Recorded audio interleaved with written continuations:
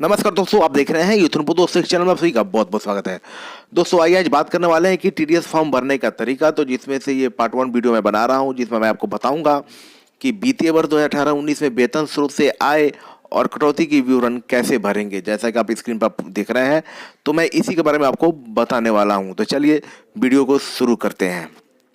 तो दोस्तों जैसा कि आप स्क्रीन पे फॉर्मेट देख सकते हैं वेतन विवरणी 2018-19 का, तो आइए हम इसी पे बात करते हैं। आपको बता दें कि एक जो कॉलम है उसमें माह और वर्ष दिया हुआ है, जिसमें ऑलरेडी मार्च 2018 से फरवरी 2019 तक प्रिंट किया हुआ है महीना। इसका मतलब है कि आपको 1 साल का पूरा विवरण देना है, मार्च से लेकर फरवरी तक का।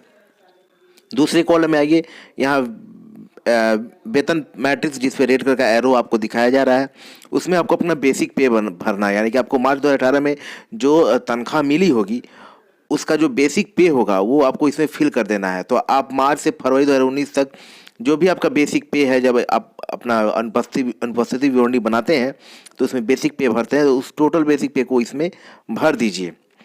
भरने के बाद आप देखिए नीचे के कॉलम में भी फरवरी के बाद भी मैंने 2 अंकों को लिखा हुआ है, तो मैं उसके बारे में बताता हूँ कि वो क्या चीज़ है। आपको बता दें कि पहले आपको जो वेतन एरियर मिला होगा, यानी कि मार्च 2018 से लेकर फरवरी 2019 के बीच में किसी भी तरह का अगर आपको एरियर मिला है तो वेतन का अंतर वेतन आपको उसमें भरना पड़ेगा। तो आपको बता रहे फरवरी 2019 के बाद से 11,871 और 9,261 या वेतन एरियर के रूप में अंतर वेतन मिला हुआ है एरियर के रूप में, तो इसको भी दर्शाना जरूरी है क्योंकि वो आपके भुगतान में आता है। तो इस तरह से इस कॉलम को हम कंप्लीट कर लेंगे।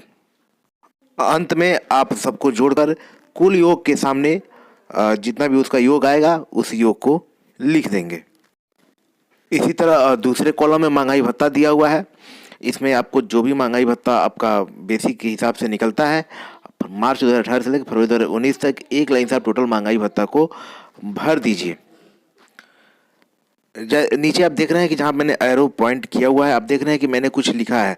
तो आपको बता दें कि ये 4,972 जो मैंने लिखा है, यह वेतन का डीए मिला हुआ है, डीए डिफरेंस मिला हुआ है जो आपको बाद में मिलता है। जैसा कि जनवरी से लेके जून तक का पेमेंट जो है शिक्षकों का 5% महंगाई भत्ता के हिसाब से हुआ था, बाद में 2% का डिफरेंस विभाग के द्वारा दिया गया। तो एरियर भी इसी साल की गणना में आया था, इसलिए मैंने इस एरियर को भी नीचे दर्शाया है जहाँ पे मैं आपको एरो पॉइंट कर रहा हूँ। उसके बाद इन सब को भी पूरे महंगाई भत्ता को जोड़कर उसका कुल योग जो है आप नीचे के कॉलम में लिख देंगे, नीचे के रो में लिख देंगे जहाँ पे मैंने एरो पॉइंट किया हुआ है। तीसरा कॉलम है मकान किराए का। तो आपको जो भी मकान किराया मिलता है आप टोटल मकान किराए को लिख देंगे और लिखने के बाद उसका भी जो योग है नीचे के रो में लिख देंगे। इसी तरह से चौथे कॉलम में जो है चिकित्सा भत्ता दिया हुआ है। तो आप सभी को 1,000 रुपये चिकित्सा भत्ता मिलता है। पूरे कॉलम में आप रो में आप 1,000 रुपये भर देंगे मार्च से लेकर फरवरी तक में, और नीचे उसका योग 12,000 रुपये लिख देंगे। अब आइए आय का कुल योग वाले कॉलम में। तो यहाँ पे बेसिक वेतन, महंगाई भत्ता, मकान किराया और चिकित्सा भत्ता सबको जोड़कर आप अपनी सैलरी को यहाँ लिखते जाइएगा। मार्च से लेकर फरवरी तक आप टोटल सैलरी को अपने लिख दीजिएगा। नीचे आप फिर से देख रहे हैं कि मैंने 11,871, 9,261, 4,972 इन तीनों आयों को मैंने एक आय के कुल योग में दिखाया है। ये इसलिए दिखाया है क्योंकि ये जो आय हमें प्राप्त हुए हैं वो मार्च 2018 से फरवरी 2019 के बीच में प्राप्त हुए हैं, जिसमें डीए भी है और वेतन का अंतर वेतन भी मिला हुआ है, इसलिए इनको दिखाना पड़ा है। अब क्या करेंगे, अब ये जो भी आय हमको मिला हुआ है, आय का कुल योग का जो कॉलम है, ये सबको ऊपर से नीचे तक जोड़ेंगे और नीचे के रो में कुल योग के जगह सामने जोड़कर टोटल लिख देंगे। अब सामने के कॉलम में आप देख सकते हैं जिसमें सीपीएफ में अंशदान लिखा हुआ है। तो आपको बता दें कि प्रत्येक शिक्षक का यूटीआई में अंशदान कटता है, तो आप उसी को आपको भरना है। जैसे यहाँ पे स्क्रीन पर 500 रुपये देख रहे होंगे, तो इन शिक्षक का 500 रुपया पर मंथ यूटीआई में कटता है, तो इसमें उन्होंने 500 रुपया दिखा दिया है। अगर आपका 300 कटे, आपका 200 कटे, तो आप उसी हिसाब से अपना इसमें दर्शाएंगे। तो जिसे आप इन शिक्षक का जो है 500 रुपये करता था, तो मार्च 2018 से फरवरी 2019 तक इन्होंने 500 रुपये दिखाया है। जरूरी नहीं हो कि अभी आपका ये कट ही गया हो, बाद में भी कटेगा, लेकिन आपको दिखा देना है कि हाँ हमने अपने सैलरी से इतना रुपया हम यूटीआई में कटवाते हैं। अब यूटीआई की मर्जी है, वो कभी भी काटे, लेकिन आप उसको शो कर सकते हैं। अंत में इस राशि को भी जोड़कर आप नीचे के जो रो दिया हुआ उसमें कुल योग में टोटल राशि लिख देंगे। अब आपके जो सामने जो कॉलम दिख रहा है वो पैसा कर का दिख रहा है। तो आपको पता है कि 25,000 से ऊपर जितने भी शिक्षकों की सैलरी थी उनका पैसा कर कटा है, और वो पैसा कर जो है वो सितंबर महीने में कटा है। इसलिए हमने, आप देख सकते हैं स्क्रीन पे कि 1,000 रुपया सितंबर महीने के सामने हमने फिलअप किया है। आपका एरो भी वहाँ पॉइंट कर रहा है। तो ये 1,000 रुपया आपका पैसा कर के रूप में कट गया है। इसको हम पैसा कर में लिखेंगे और नीचे योग में आएंगे और योग में 1,000 रुपया लिख के इसको फाइनल करेंगे।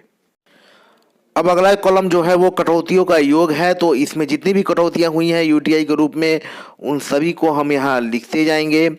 और आप आइए यहाँ पे जहाँ पे 1,000 रुपया लिखा हुआ है वहाँ पे 500 यूटीआई कटा है, 1,000 पैसा कर कटा है, तो हम 1,500 रुपया उसको लिखेंगे। एरो जहाँ आपको पॉइंट कर रहा है, और इन सारी कटौतियों का भी योग करके नीचे योग के कॉलम में लिख देंगे। अब अगले कॉलम में आइए, यहाँ पे देखिए शुद्ध आय लिखा हुआ है। शुद्ध आय में हमने देख रहे हैं कि सबको गणित सेट कर दिया है, यानी कि जो आय का कुल योग है वो राशि में से जो कटौती हुई है 500 रुपये घटा दिया जाएगा। घटाने के बाद से जो राशि आएगी वो आपका शुद्ध आय हो जाएगा। इस हिसाब से हम मार्च 2018 से लेकर फरवरी 2019 तक की राशि को वहाँ लिख लेंगे। और साथ में जो आपको सैलरी से वेतन का अंतर वेतन मिला था और जो डीए का एरियर मिला था उसको भी उसके नीचे लिख कर उसका जोड़ लगाएंगे, और जोड़ लगाकर जो राशि आएगी उसे नीचे के रो में लिख देंगे, जैसा कि एरो आपको दिखा रहा है। आपको बता दें कि सामने रेड कलर के बॉक्स में जो 3 नंबर आपको संख्या दिख रही है, यानी कि आय का कुल योग में से 6,000 और 1,000 जो पैसा कर कटौती है 7,000, यानी कि आय का जो कुल योग है 3,37,076 में से 7,000 रुपये हम माइनस करेंगे। जैसे इस राशि को घटाएंगे तो शुद्ध आय का जो योग है 33,076, वो राशि हमारा निकल के सामने आ जाएगा। जब ये दोनों राशि का आपस में मिलान हो जाएगा तो हम समझ लेंगे कि हमारा जो ये गणित है ये बिल्कुल सही है। इसी तरह से आप ये जो बॉक्स के अंदर जितने भी नंबर दिख रहे हैं नीचे, आप इन सबको भी आपस में जोड़ लीजिएगा। आपस में जैसे ही जोड़िएगा आय का कुल योग जितना लिखा हुआ है 3,37,076, इसका योग उतना आएगा, और जैसे इतना आ जाएगा ये भी बिल्कुल सही हो जाएगा गणित आपका। तो यहाँ पे किसी तरह कोई गलती गुंजाइश नहीं बचेगी। तो आपको ये वीडियो कैसा लगा कमेंट बॉक्स में लिख के जरूर बताइएगा, और दूसरों तक शेयर भी कीजिएगा ताकि सबको जानकारी मिल सके। ये पार्ट 1 है, हम इसका पार्ट 2 भी बनाएंगे जिसमें इसके साथ अन्य जो 2 फॉर्म दिए हुए हैं हिंदी और इंग्लिश में उसको भी भरना बताएंगे। तो वीडियो देखने के लिए बहुत धन्यवाद। इसको लाइक कीजिए, दूसरों तक शेयर कीजिए ताकि सबको जानकारी मिल सके। मिलेंगे अगली वीडियो में, तब तक के लिए जय हिंद, जय शिक्षा, वंदे मातरम।